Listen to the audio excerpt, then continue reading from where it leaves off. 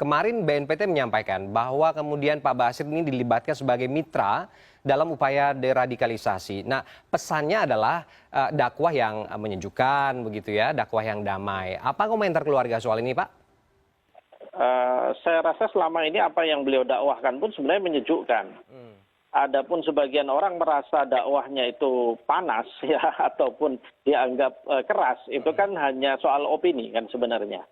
Ya, karena bisa jadi orang punya berpandangan yang berbeda, ya punya sudut pandang yang berbeda, tetapi dia tidak bisa menerima pandangan yang ada pada Ustaz Abu Bakar Basir, sehingga dia menganggap Ustaz Abu Bakar Basir itu radikal ataupun keras atau dakwahnya itu panas gitu ya, dengan istilah-istilah yang sebenarnya tidak tepat. Karena kalau Anda pelajari atau siapapun mempelajari apa yang beliau dakwahkan, sebenarnya selama ini beliau hanya mendakwahkan sesuai dengan apa yang diajarkan oleh Al-Quran dan Sunnah Rasulullah.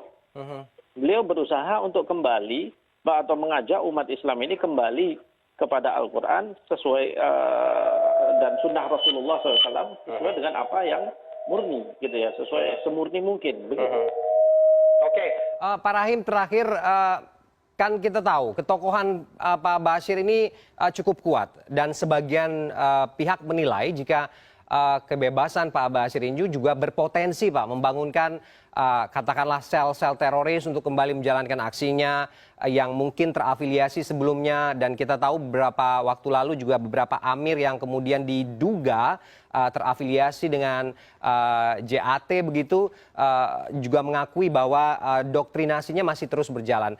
Apa kemudian respon keluarga soal komentar seperti ini, Pak Rohim?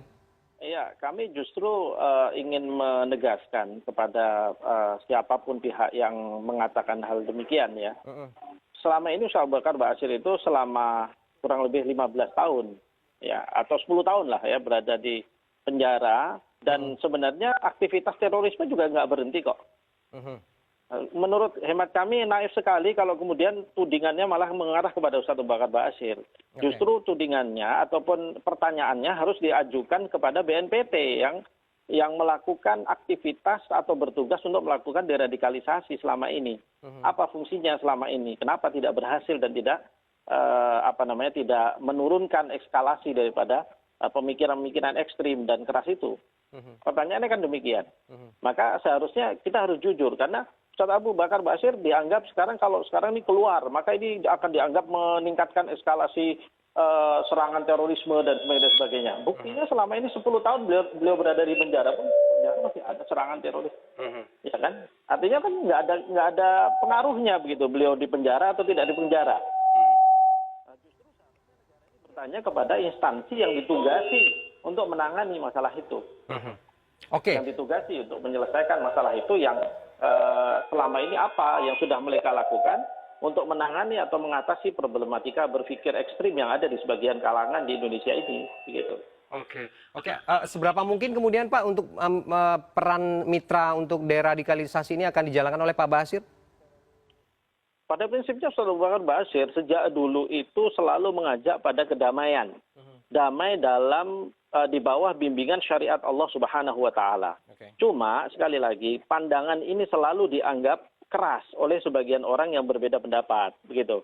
Jadi ini bukan masalah keras atau tidak kerasnya dakwah Ustaz Abu Bakar Basir, tetapi ini soal perbedaan pandangan. Ada yang memandang setuju dengan beliau, ada yang tidak. Begitu saja. Oke, baik. Komitmen itu yang kemudian kita perlu selaraskan, artinya mitra dari Pak Basir untuk proses deradikalisasi ini menjadi berjalan begitu sesuai dengan apa yang kemudian menjadi perhatian kita bersama. Terima kasih Pak Rohim sudah bergabung dengan kita sore ini.